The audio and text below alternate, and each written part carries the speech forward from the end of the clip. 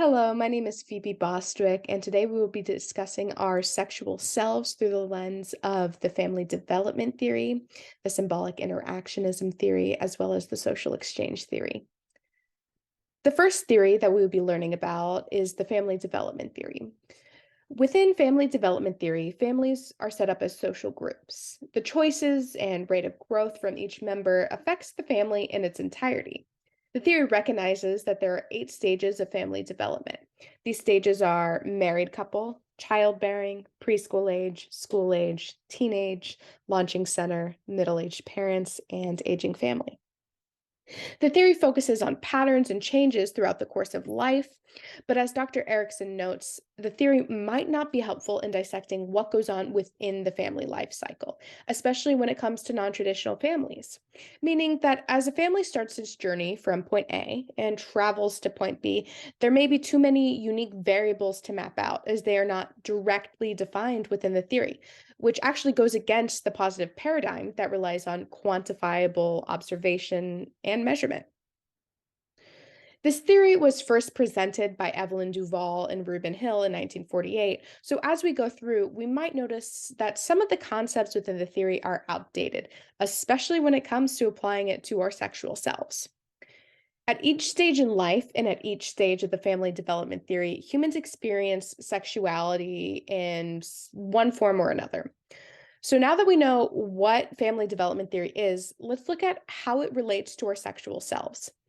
However, it is important to note that the family development theory does not include couples outside of the nuclear family. So as we move forward, please keep that in mind that not all couples are heterosexual, nor only involve two partners. On top of that, many couples may not be capable of bearing children. Some may foster or adopt, use a surrogate, or another method to bear children. Because of this, note that the childbearing stage will look different for each family, and especially for those in queer and polyamorous relationships. So, at each stage in life and at each stage within the theory, humans are going to experience sexuality. In relation to other stages, those that are in the married and childbearing points of their lives are having more sex than their unmarried counterparts. This is because they're typically young, a lot of major life stressors haven't occurred yet. However, things start to shift once couples have children. This change is likely to occur around the time their children begin their preschool age or the school age portion of life. Between juggling work, finances, childcare, and hormonal changes for couples that have a woman of childbearing capability within them, these life stressors typically lead to less sex. As the family enters into the teenage stage, both parents and their children will enter into a new sexual phase of their life. When it comes to parents, by the time their children reach the teenage years, they're often entering the middle aged parts of their lives. As noted in marriages, families, and relationships, making choices in a diverse society, this phase leads to lower levels of sexual arousal and pleasure, as well as troubles with vaginal lubrication and erectile dysfunction, as well as lower chance of orgasm. However, the opposite is true for teens as they are exploring their sexual identities as well as having some of their first sexual experiences, whether that be alone or with a partner. The launching center is a unique time within the family development theory. The children have now become adults and begin the process of leaving home, making the parents empty nesters. At this time, the parents typically experience a spike in sex and marital closeness. Actually, according to a study in 2021, empty nest status is briefly associated with higher levels of marital closeness for both wives and husbands, meaning that couples were more intimate with one another and engaging in more sex for a period of time after their adult children left home. While this study negates queer families, we can hypothesize that the outcome would be similar for same sex couples, as the stress of having children in the home is no longer a factor. Simultaneously, their children, who are now young adults, get to use their newfound freedom to further experiment sexually and continue to grow into their sexual selves. An important thing to mention right now is that middle aged parents Being at this point in the stage of family development theory no longer correlates to life as it did when the theory was first developed in 1948. So today, people are getting married and having children much later in life, meaning that most parents will reach middle age by the time their children are teenagers. So now that we have that noted, parents at this stage are continuing to adjust to life without their children at home and develop what is called sexual wisdom, which is positive age related changes in sexual skills, beliefs, and attitudes that maintain satisfying sex across the lifespan, showing that sex and satisfaction does not have to decline despite the bodily changes that come along with aging. The last stage of the family development theory is the aging family. During this time, parents experience a strong drop in sex drive as they enter late adulthood and their final years. Health issues alongside mobility problems can make sex a difficult or impossible act for the now elderly parents. Meanwhile, their adult children will be entering into their own stages of the family development theory, having their own children, experiencing their own changes in relationships and sex drives, and the cycle will go on for many years to come. Thank you.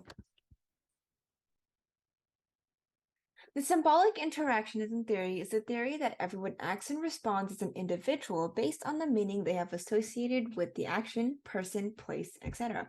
For example, one person may think that playing the piano is fun, as they've always played it as a hobby, while someone else might find playing the piano a chore since they're constantly practicing for recitals. As stated by a Professor Erickson, how people define things determine how they react to them.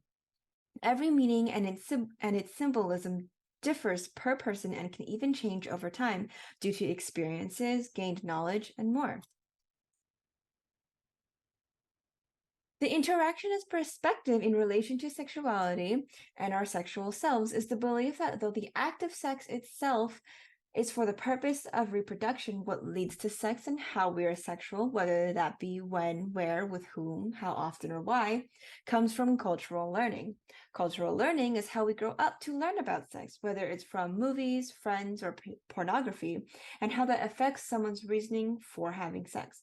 Not only does it give us the reason, but it also gives us our expectations, our do's and don'ts, the acceptable and unacceptable, and so much more. The interactionist perspective on human sexuality is where someone believes that sexuality, for both men and women, is influenced by the sexual script. The sexual script being what you learned to determine what is or isn't considered sex, how to spot interactions that could lead to sex, what to do when you are having sex, and more. The American culture seems to hold a very traditional sexual script. It's common in women who tend to take the submissive role to be the ones who learned about sex through movies or television shows. Meanwhile, the women who are more experimental and active or dominant have the commonality that they are frequent users of pornography. Regardless of what your sexual script is, symbolic interactionism is the view that sex of all kinds have some kind of symbolic meaning. For some, it may be affection, their way of showing love, or it could symbolize anything from communication to recreation. Symbolic interactionism with married couples and sex are usually based on negotiated meanings. Marriage is something that can strengthen the bond between people, making the symbolism and meaning during sex stronger as well. Keeping that symbolism in sex throughout marriage is just as important, if not more, than when you are dating. At the end of the day, a couple should eventually establish a joint symbolic meaning for both their romantic and sexual relationship. Hello, my name is Mia, and I'll cover the social exchange theory and its relation to Chapter 4 of Our Sexual Selves. So, what is social exchange theory? There are multiple parts up to the social exchange theory. Still, the main point of this theory is that two people in a relationship will experience costs and benefits. Essentially, how much effort is being put into the relationship by the individuals and how individuals learn to maximize their benefits and while minimizing their costs. The goal of this theory is to reach satisfaction with your relationships. Well, what is considered to be satisfaction?